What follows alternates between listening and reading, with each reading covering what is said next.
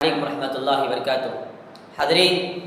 یقیناً اللہ رب العالمین کی نعمتوں میں سے ایک عظیم نعمت اچھے پڑوسی کا ملنا، بہترین پڑوسی کا میسر ہونا ہے۔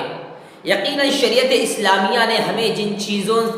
کی تعلیم دی ہے، اسی تعلیمات میں سے، اس کی پاک و صاف، اس کی نفیس تعلیمات میں سے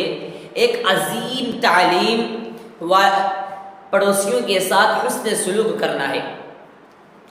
شریعت اسلامیہ ہمیں اس بات کی تعلیم دیتی ہے کہ آپ اپنے پڑوسی کے ساتھ حسن سلوک کرو، اس کے ساتھ اچھا معاملہ کرو، جبکہ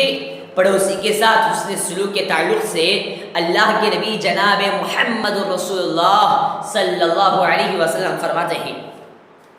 اللہ کے نبی صلی اللہ علیہ وسلم فرماتے ہیں، من کان یؤمن باللہ والیوم الآخر فلا یؤذی جارہ، رواہ البخاری۔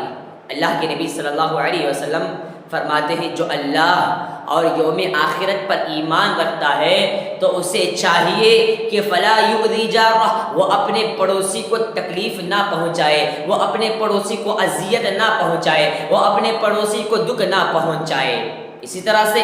اللہ کے نبی صلی اللہ علیہ وسلم فرماتے ہیں، من کان یؤمن باللہ والیوم الآخر فلیکرم جارہ، رواہ البخاری۔ میں سے جو اللہ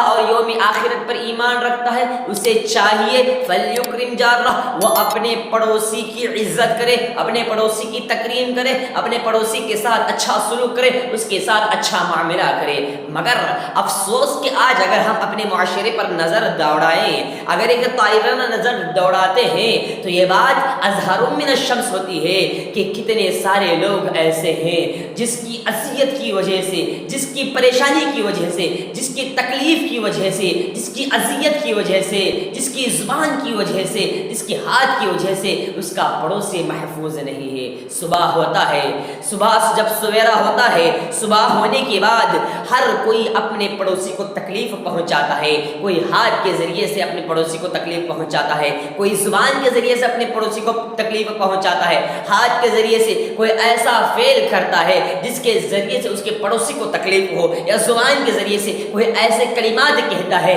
جس کے ذریعے سے اس کے پڑوسی کو اذیت پہنچائے۔ میرے بھائیوں، جبکہ اسلام ہمیں اس بات کی تعلیم دیتا ہے کہ پڑوسی کو اذیت نہ پہنچایا جائے، اللہ کے نبی صلی اللہ علیہ وسلم نے، جیسا کہ اللہ کے نبی صلی اللہ علیہ وسلم نے فرمایا، جو اللہ اور یوم آخرت پر ایمان رکھتا ہے فلا یؤذی جارہ، تو اسے چاہیے کہ وہ اپنے پڑوسی کو تکلیف نہ پہنچائے، اور جو اللہ اور یوم آخرت پر ایمان رکھتا ہے اسے چاہیے کہ فلیکرم ضیفہ، تو وہ فلیکرم جارہ، تو وہ اپنے پڑوسی کا احترام کرے،